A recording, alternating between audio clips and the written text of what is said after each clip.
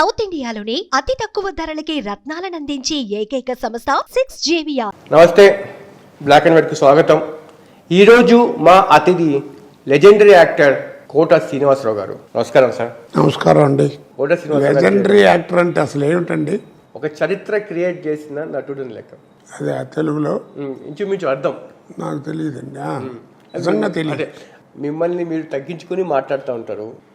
చెప్పాలంటే మీ హుందాతనానికి అది ఒక నిదర్శనం చెప్పవచ్చు. ఒక సాధారణ బ్యాంకు ఉద్యోగి కోట్లాది మంది తెలుగు ప్రేక్షకుల మనసులను దోచారు. ఇది మీ ప్రస్థానం ఎలా మొదలైంది సినిమాలో? నేను అసలు సినిమాకి ఎప్పుడు ప్రయత్నం చేయలేదండి. మీరు నమ్మని నమ్మకపోండి. ఓకే, నేను ఎప్పుడు సినిమాకి ఎప్పుడు ప్రయత్నం చేయలేదు. అంటే నాకు ఈ భయం, ఏదైనా నలుగురితో చక్కగా బ్యాంకులో పనిచేస్తున్నాం, 10 మందితో మంచి ఉద్యోగం, పిల్ల జల్ల అంతా బాగానే ఉన్నాం హాయిగా, ఎందుకు దీన్ని పాడు చేసుకోవడం? తీరా వెళ్ళి అక్కడికి వెళ్ళిన తర్వాత ఏమంటే వేషం ఉందంటే కింద పోయి చూసి నీ మొహం ఎప్పుడన్నా అద్దంలో చూసుకున్నా ఉంటారా అంటారేమో అని భయం. అది నాకు అనిపించుకోవడం నాకు ఇష్టం లేదు. చక్కగా నాటకాలు నాకు మొదటి నుంచి అలవాటు. 26 సంవత్సరాలు నాటకాలు వేశాను. ఓకే, అంటే ఒక 20 సంవత్సరాలు గట్టిగా మంచి మంచి వేషాలు వేసి పేరు తెచ్చుకున్నాను. జంధ్యాల గారు నాకు బెజవాడ నుంచి బాగా చిన్నప్పటి నుంచి బాగా తెలుసు, కాలేజీ రోజుల నుంచి. సుబ్బరాయ శర్మ గారు, జంధ్యాల గారు, ఇలా చాలామంది, శ్రీదత్ గారు, వీరందరూ కూడా నాకు బాగా పరిచయం. పొట్టు సుత్తి వీరభద్రరావు, వీళ్ళందరూ. జంధ్యాల గారు ఎప్పుడన్నా హైదరాబాద్ వచ్చి ఏదైనా నాటకం వేస్తున్నా, సినిమా ఏదైనా తీస్తుంటే కోట రావయ్య సరదాగా 2-3 సీన్లో వేషం ఉంటుంది, సరదాగా వేయని అడగడం. అలా ఏదైనా 1-2 సినిమాలు, ముందు 4 సినిమాలు చేశాను. ఒక మంచి వేషం, పెద్ద వేషం చేసింది ఏంటంటే కుక్క.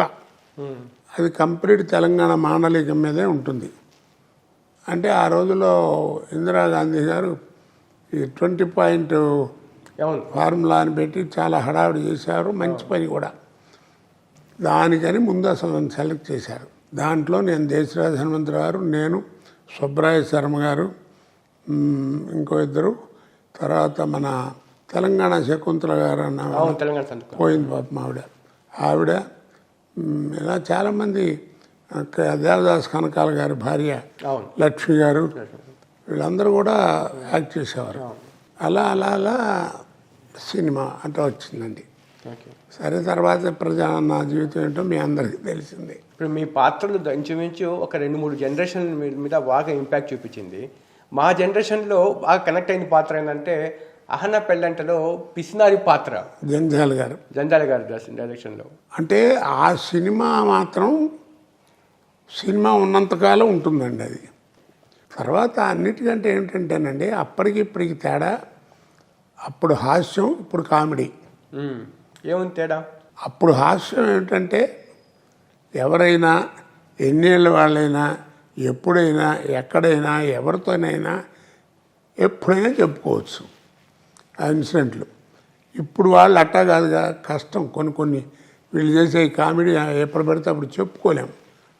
అందుకే అది పైగా అది కూడా కాకుండా వాళ్ళే చెబుతుంటారు, ఇది కుటుంబ సమేత చూడదగ్గ సినిమా అని కదండి. అంటే ఇప్పుడు అంతా జబర్దస్త్ కామెడీ ఎక్కువగా ఫాలో అవుతున్నారు. ఎక్కువ నాడిపోతుందండి, అంతే. మనం ఏం చేయలేము. ఇప్పుడు సినిమా అనేది ఇప్పుడు లేదండి, నా ప్రకారం అంతా సర్కస్. ఈ టీవీలో జబర్దస్త్ కామెడీ వస్తూ ఉంది కదా, అవి చూస్తున్నప్పుడు మీకు ఎలా అనిపించింది? అనిపించడానికి ఏముందండి, దాంట్లో ఏముంటుంది? ఏదో 4 డైలాగులు మాట్లాడటం తప్ప, ఏదో బట్టలు గిట్టలు వేసుకుని ఏదో చేయడం తప్ప. ఇప్పుడు అనసూయ గారు ఉంది, మంచి నటి, మంచి డాన్సరు, మంచి పర్సనాలిటీ, చక్కటి ఎక్స్ప్రెషన్ అన్నీ ఉన్నటువంటి ఆవిడ. మరి ఆవిడ చూడండి, మరి ఆ ప్రోగ్రాంలో ఆ డ్రెస్సు కొంచెం నాకెందుకో నచ్చదు డ్రెస్సుగా.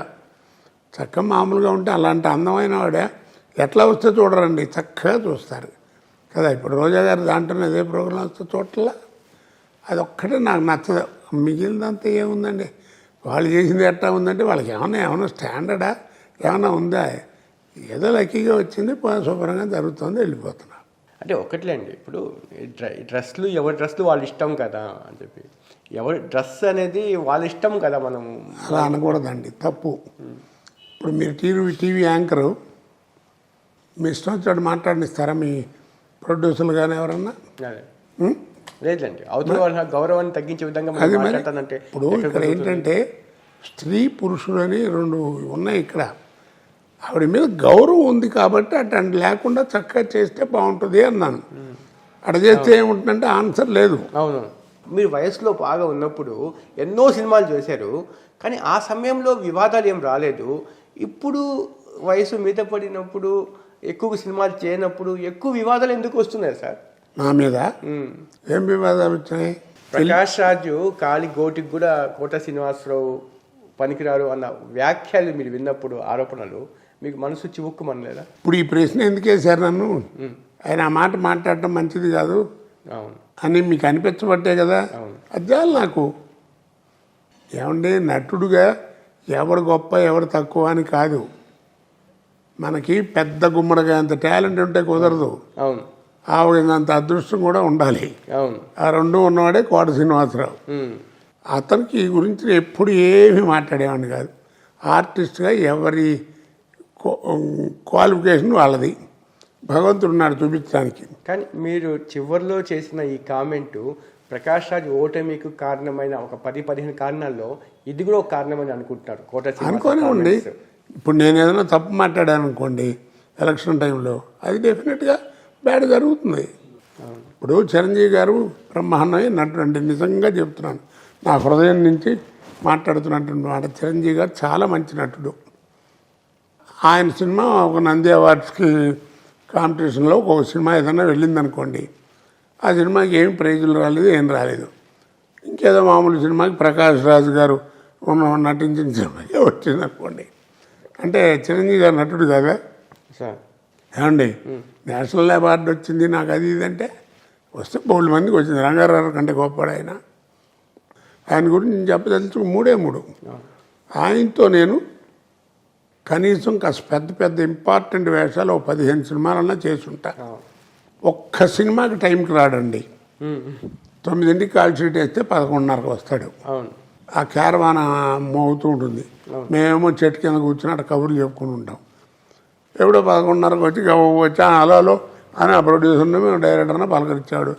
మళ్ళీ ఏమంటాడు, ఎప్పుడు వెళ్ళిపోతాడని మమ్మల్ని అట్టాగే కూర్చోబెట్టి ఆయన షాట్లు ముందుకు అవగా తీసి పంపించేవారు. ఇది అవసరం అండి? తనకు తెలీదు. మనం డబ్బులు తీసుకుంటున్నామండి, కనీసం రావక్కలా నువ్వు. ఆ జ్ఞానం ఉండదు నీకు, పెద్దవాడి కదా. ఏదో చదువుకుంటున్నాను అంటాడు, అది అంటాడు, ఇది అంటాడు, ఏదో మాట్లాడతాడు. అదొకటి.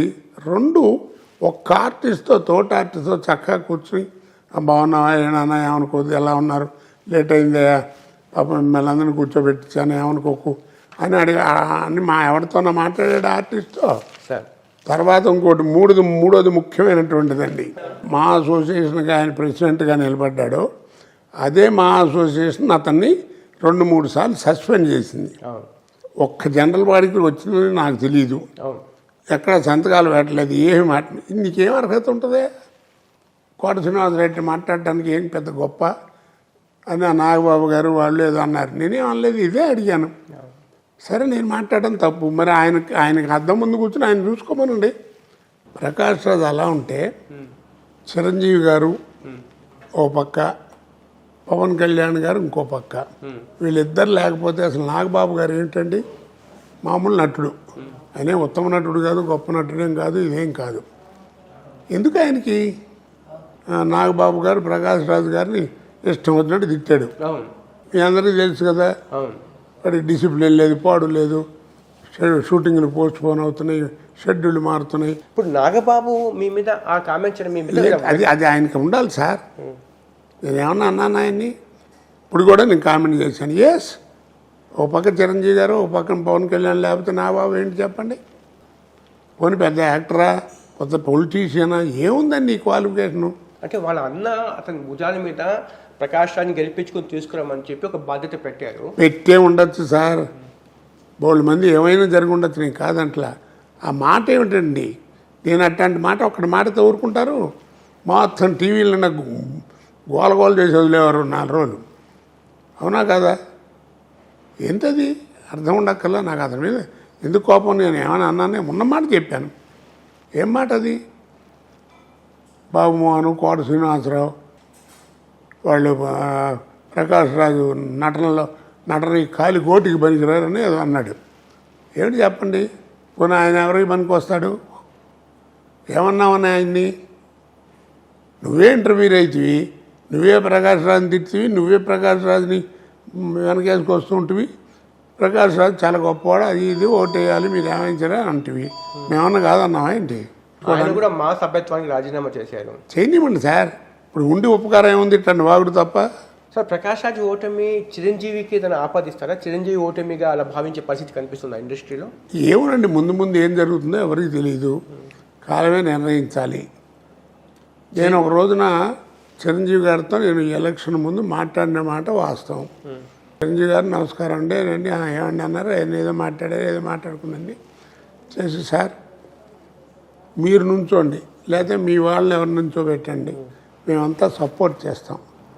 కానీ మీరుగా మీలాంటి స్టేచర్ ఉన్నటువంటి గొప్పవాళ్ళు ప్రకాష్ రాజ్ గారిని సపోర్ట్ చేయటం మంచిది కాదు, నాకు మంచిది కాదు అనిపించింది, చెప్పాల్సింది చెప్పాను అన్నాను. తప్పేముంది? ఎస్, నేనేం బయట పిచ్చి పిచ్చిగా వాకుండా అన్నాను. ఆయన నాతో ఏమన్నారంటే ఏదో అవి ఇవి మాట్లాడి, కోటయ్య ఏం లేదే ఓ రోజు వచ్చాడు ఇలా ఎలక్షన్లో నుంచున్నానన్నాడు, మంచిదా బెస్ట్ ఆఫ్ లక్ అన్నాను. చిరంజీవి అంటే మీరు చెప్పిన ప్రకారం చిరంజీవి సపోర్ట్ లేదా సార్ ప్రకాష్ రాజ్కి?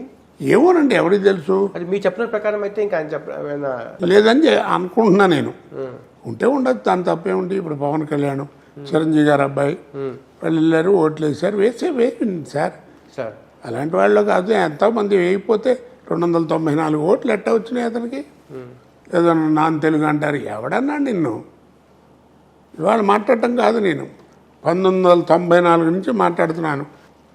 4.5 రోజులు హంగర్ స్ట్రైక్ చేశాను. ఓకే, తెలుసో మీకు తెలీదు.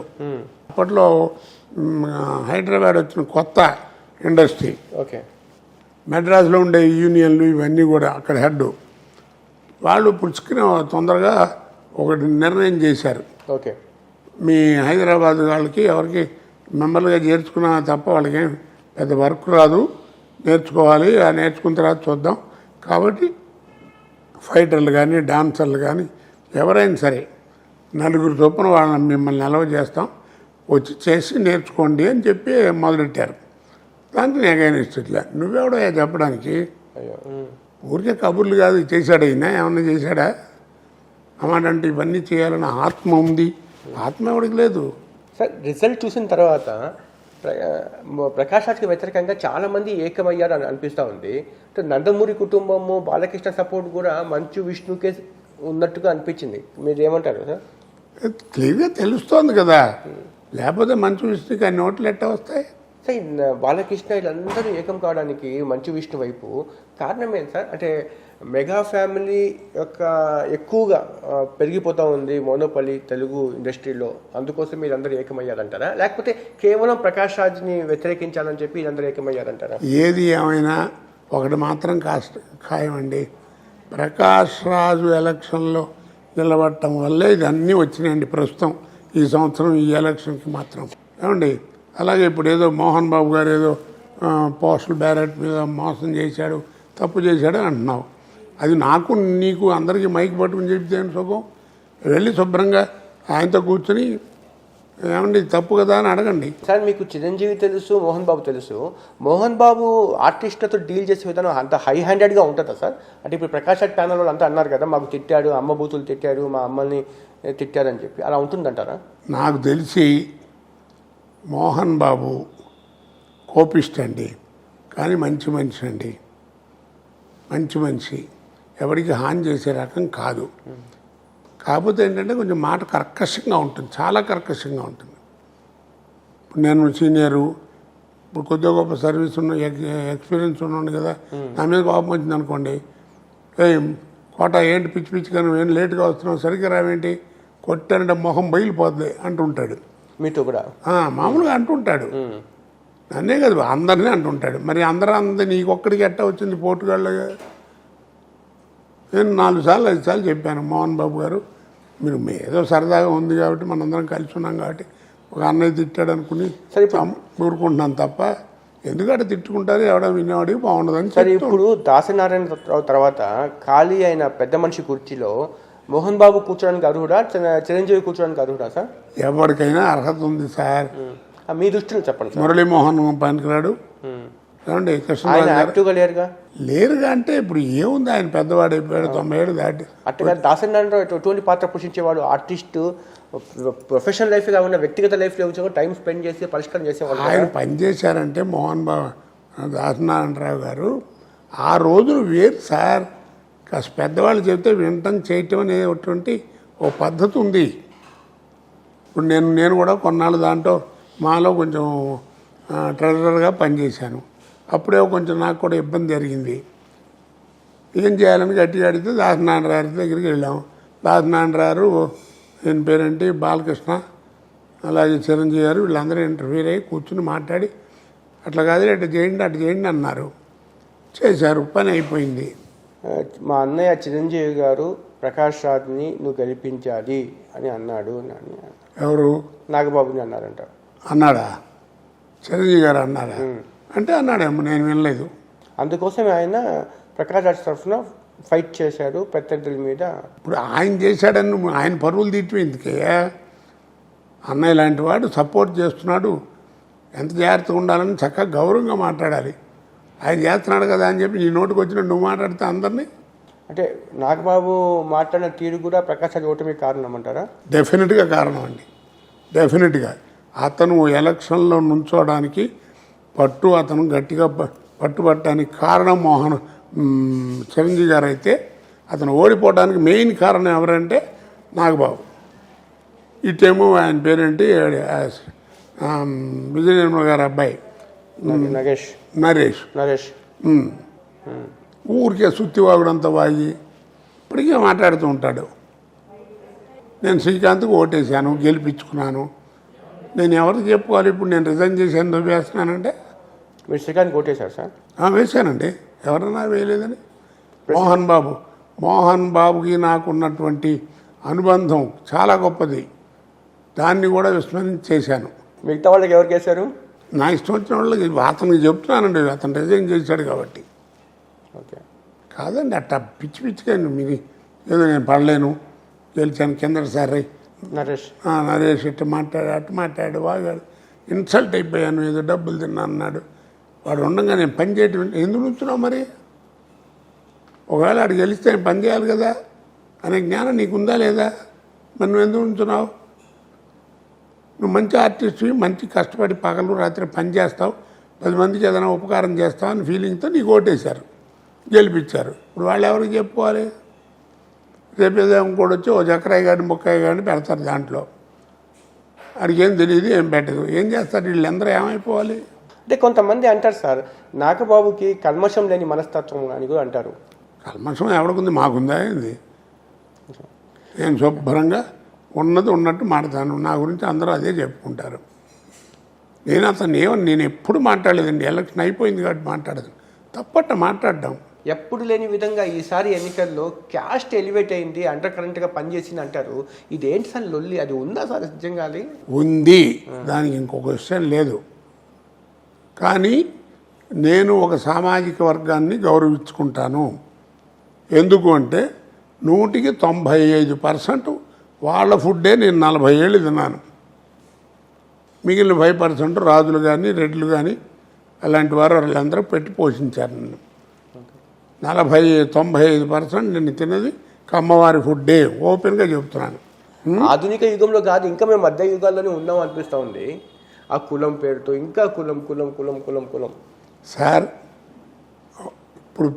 ఇప్పుడు జనం ఎలా ఉన్నారంటే చెప్తే కోపం వస్తుంది, అయినా కానీ నేను చెప్తూనే ఉంటాను, చాలా ఇంటర్వ్యూల్లో చెప్పాను, సాధన తక్కువ వాదన ఎక్కువ. సాధన లేదు, వాదన మాత్రం చేస్తారు. రోడ్డుకి ఎడం పక్కన నడవండి అని కమిషనర్ పోలీసు వచ్చి చెప్పాడు అనుకోండి, సరే అనుకోండి, ఎడం పక్కన కుడి పక్కన నడిస్తే ఏమవుద్ది సార్? కుడిపక్క ఏమవుద్ది అని చెప్పాలా? నువ్వు ఎడం పక్క కరెక్ట్గా నడిస్తే నీ కుడిపక్క నడిస్తే ఏమవుద్దో నీకే తెలుస్తుంది. 20 గంటల పాటు మీరు ఎక్కువగా పనిచేసేవాళ్ళంట. ఉదయం 6 గంటలకి వెళ్ళి రాత్రి 2 గంటలకి కొంచెం పెరుగన్నం తిని పనుకునేవాళ్ళు. అంత పనిచేశారు. అలా పరిగెత్తు ఉన్నప్పుడు ఫ్యామిలీ లైఫ్ని ఎలా బ్యాలెన్స్ చేశారు సార్? అదే కదండి, మీకైనా నాకైనా ఎవరికైనా ఆర్టిస్ట్కి టైం వస్తే టైం ఉండదు. అప్పుడు కనుక ఏమిట్రా ఈ గోల, ఇప్పుడేంటి పని చేయటం, రేపు చేసుకోవట్లని బతికిచ్చామనుకోండి, ఉన్నది కాస్త పోద్ది. పని చేశాను రోజుకి 20 గంటలు కాదు, రోజుకి 3 స్టేట్లు పనిచేశానండి. కాబట్టి ఆర్టిస్ట్కి టైం వస్తే టైం ఉండదు, లైఫ్ కూడా వాడి చేతిలో ఉండదు. సార్ మీ జీవితం నుంచి కూడా చాలామంది తెలుసుకోవాల్సింది, నేర్చుకోవాల్సింది ఉంది. నిజంగా చాలా ఎంత గొప్ప వ్యక్తి అంటే కోట శ్రీనివాసరావు గారు. సార్ భార్య భర్తలు ఎలా ఉండాలి, ఆ అన్యోన్యత ఎంత ప్రేమగా చూసుకోవాలి భార్యకి అనేది చాలామంది మిమ్మల్ని ఉదాహరిస్తూ ఉంటారు సార్. ఎందుకు వచ్చింది అసలు వాళ్ళకి ఆ ప్రశ్న? అంటే భార్యకి బాగలేకపోయినా కూడా అసలు బాగా చూసుకోవడము, చంటి పిల్లలాగా మీరు ఆమెని చూడడము. 1968లో నాకు మ్యారేజ్ అయింది. 73లో ఆ డెలివరీలో ఉన్నప్పుడు, డెలివరీ అయిన రోజులు 21 రోజులు ఎంత అంటారే, ఏదో 2 నెలలు ఏదో ఆ టైంలో మా అత్తగారు పోయింది. ఆ పోయినప్పుడు మా ఆవిడకి కొంచెం షాక్లా వచ్చింది. మనకు తెలియదు అప్పుడు. 73 అంటే నేను మా ఆవిడ మేమే కదా అప్పుడు. వైద్యం కూడా ఇంత డెవలప్ అయ్యి ప్రతివాడు వైద్యం గురించి మాట్లాడే రోజులు ఎక్కడున్నాయి. She has become a psychiatric patient. She doesn't know who am I for 30 years. ఎవరో క్లోజ్గా ఉండే ఫ్రెండ్స్కి, నాతో నాటకాలు వేసిన వాళ్ళకి మా గురువులకి వాళ్ళకి తెలుసు తప్ప బయట వాళ్ళకి ఎవరికి తెలియదు. నేను చెప్పను కూడా. ఇప్పటికి కూడా ఇప్పుడు కొంచెం కూతురుబడి కాస్త అయితే పెద్ద వయసు వచ్చిన 72 దానికి ఏదో మాటలు ఉంటే బాగుండకపోవటం చేతి ఇది సహజం కదా, వయసును బట్టి వచ్చేవి. మరి నేను ఓర్పుగా ఉన్నాను. నన్ను అందరూ తిడతారు, ఏమై అట మాట్లాడుతుంటే ఊరుకుంటావు ఏంటని. ఊరుకోక ఏం చేస్తాం? ఒక్కటే గుర్తుంచుకోండి సార్, ట్యూబ్లోంచి బయటకు వచ్చిన పేస్ట్ని గుమ్మం దాటెళ్ళినటువంటి సంసారాన్ని ఎవడు వెనక్కి లాక్కులాడాడు. మా వీక్షకులు ఇది చాలా వాల్యూడ్. జీవితాన్ని మదించి తెలుసుకొని సమాజాన్ని ఇంత దూరం నుంచి అర్థం చేసుకున్న గొప్ప వ్యక్తి చెప్తున్న మాటలు ఇవి. ప్లీజ్ ఒకసారి వినండి. ట్యూబ్లోంచి బయటకు వచ్చిన పేస్ట్ని, గుమ్మం దాటెళ్ళినటువంటి సంసారాన్ని ఎవడు వెనక్కి తీసుకురాలేడు. కోర్టులో కూడా నువ్వు విడాకులకు వెళ్ళినప్పుడు 6 నెలలు 7 నెలలు టైం ఇస్తారు. ఆలోచించుకోండి, చక్క ఎందుకు విడిపోతారు, పిల్ల పాపలతో చక్క హాయిగా ఉండండి అని చెప్తారు. కాబట్టి మనం ప్రయత్నం చేస్తామే తప్ప వాళ్ళిద్దరి మధ్యన ఎవరికి తెలుస్తుందండి? భార్య భర్త మధ్యలో ఏం గొడవ ఉందని మనం ఏమైనా చూసామా? ఏదో ఇంగ్లీష్లో ఇప్పుడు కొత్తగా మాట్లాడుతుంటారు. 2-3 పిల్లలు పుట్టిన తర్వాత విడాకులు ఏమిటంటే ఏదో మైండ్ సెట్ కలవట్లేదంట. ఏడు కలిసేది 3 పిల్లలు పుట్టేదాకా 2 పిల్లలు పుట్టేదాకా తెలియదా? ట్యూబ్లోకి మళ్ళీ ఎక్కించాలనుకుంటే చేతికి అంటుంది తప్ప అది లోపలికి వెళ్ళదు. అట్లాగే ఈ సంసారం కూడా బయటికి అల్లరైపోద్ది తప్ప లోపల రాలేదు. కాబట్టి అది జాగ్రత్తగా ఉంచుకోవాలి. నా రెండో కూతురు షీజ్ ఎంకామ్ ఎంఈడి. బెజవాడలో నేను ఎప్పుడు రిక్షా ఎక్కలేదు, సరదా రిక్షా ఎక్కుదామని మా శంకరం, మా తమ్ముడు గారి కూతురు, అక్కడ మా అక్కయ్య గారికి, మా చెల్లెళ్ళ కూతుళ్ళు అందరూ కలిసి రిక్షా ఎక్కి సరదాగా వెళదామని. బెజవాడ బాగా ఐడియా ఉందా మీకు? అవును సార్, నేను విజయవాడ పనిచేశాను. ఆ లో బ్రిడ్జ్ ఉంది కదా, వీళ్ళు 1 టౌన్ నుంచి 2 టౌన్ వెళుతున్నారు. ఆ ఎదురుకుండా వచ్చే లారీకి ఏదో బ్రేక్ ఫెయిల్ అయిందట. ఆ డివైడర్ కూడా దాటి వీళ్ళ వ్యాన్కి కొట్టింది. కొడితే ఫస్ట్ స్ట్రోక్ వీళ్ళ దాటంతో దూరంగా పడ్డారు. ఆ ఇన్సిడెంట్లో 2-3 పోయారు కూడా. లక్కీగా అది బతికింది. ఆ యాక్సిడెంట్లో లగ్గు. ఆ తర్వాత ఎలా దీని జీవితాన్ని ఏడుస్తూ కూర్చున్నామని. అలాంటి లైఫ్లో నేను ఎవరి దగ్గర అయితే గుమాస్తాగా పనిచేశానో బ్యాంకులో, ఆయన నేను కూడా అయ్యాను. మహానుభావుడు, పెద్దలు దయదలిచి కానీ ఏదైనా కానీ మొత్తానికి మ్యారేజ్ అయింది. దానికి ఆడపిల్ల చక్కగా లక్షణంగా ఉంటున్నారు. సరే జీవితం బాగానే ఉందిలే, నడుస్తుంది అనుకున్నా. మీకు తెలుసు కదా, మా అబ్బాయి వాడు ఎగిరిపోయాడు. మరి ఇన్ని బాధలు పెట్టుకుంటూ మరి 10-12 ఏళ్ళ నుంచి వాడు పోయిన తర్వాత కూడా ఎక్కడన్నా సినిమాల్లో ఎక్కడన్నా అది మీకు చూసారా? ఆ బాధని చూడరా? ఎప్పుడు నేను దాని గురించి మాట్లాడను. భగవంతుడు ఎంత పేరు ఇచ్చాడో అంత కష్టాలు కూడా ఇచ్చాడు, వీటిని తట్టుకునే గుండె కూడా ఇచ్చాడు. బాగుంది, అంతే, చేయటం మన ధర్మం. ఏదో ఎప్పుడైనా బోరు కొట్టి ఇంట్లో కూర్చొని ఏడుస్తూ ఉంటాను, ఏముంది. ఇప్పుడు చూడండి సార్, మీరు కూడా వీక్షకులకు నేను చూస్తున్నా చూడండి, ఈయన స్టార్డమ్ అనుభవించారు. ఆ రోజుల్లో 30 సంవత్సరాలు 25 సంవత్సరాల క్రితమే ఒక టాప్ హీరోకి ఎంత క్రేజ్ ఉండిందో ఒక కోట శ్రీనివాసరావులో అంతే క్రేజ్ ఉంది. కానీ ఆ సమయంలో మీకు పెళ్లి చేసుకోమని చెప్పి ఎవరు చెప్పలేదు సార్ యాక్చువల్గా? అంటే మీకు కేవలం ఆ ప్రేమ వల్లే అలాంటి? ప్రేమ కాదండి, మన బాధ్యత. అది ఏ క్యాస్ట్లో అయినా సరే, క్రిస్టియానిటీలో అవనండి, ముస్లిమిజంలో ఎవరైనా సరే, పెళ్ళాన్ని ధర్మంగా చూసుకో. నీ ఏడుపు నువ్వు ఏడు, బయట ఏమన్నా ఏడిస్తే ఎవడేమంటారు. సార్ మీకు మరో జన్మ అంటూ ఉంటే మళ్ళీ ఇండస్ట్రీలోనే తెలుగు కోట శ్రీనివాసరావు అని పుట్టాలనుకుంటారా, లేకపోతే వద్దనుకుంటారా ఈ ఇండస్ట్రీలో? చక్కగా ఇప్పుడు నాకు ఏ రకంగా జీవితం ఇచ్చారో చక్కగా కష్టాలు కొంచెం తగ్గించేయి ఏమండి, మనిషిగా చక్కగా సుఖపడుతూ 10 మందికి ఉపకారం చేసేటువంటి మనిషిగా బతకాలని నా ఉద్దేశం. ఇంకో జన్మ అంటూ ఉంటే, ఒకవేళ ఆ జన్మ నిజంగా ఇస్తే అలా బతకాలంటే నేను ఎలా ప్రవర్తించాలి, సద్వాక్కు సత్ప్రవర్తన అన్నీ కలిగి ఉండాలి నేను. అది కూడా నాకు చక్కగా ప్రసాదించి చక్కగా నన్ను కాపాడమని భగవంతుని కోరుకుంటాను. ధన్యవాదాలు సార్. సుమన్ టీవీ ద్వారా నాకు నా మనసులో ఉన్నటువంటి భావాలు, మంచో చెడ్డో, 40 సంవత్సరాల నుంచి నన్ను పోషిస్తున్న మహానుభావులు ప్రజలందరికీ చెప్పుకునే అదృష్టాన్ని కలిగించినందుకు గాను మీ సుమన్ టీవీకి ధన్యవాదాలు చెప్పుకుంటూ, సర్వే జన సుఖినో భవంతు. ఇది కోట శ్రీనివాసరావు గారితో జరిగిన బ్లాక్ అండ్ వైట్. మరో అతిథితో మళ్ళీ కలుద్దాం. చూస్తూనే ఉండండి సుమన్ టీవీ.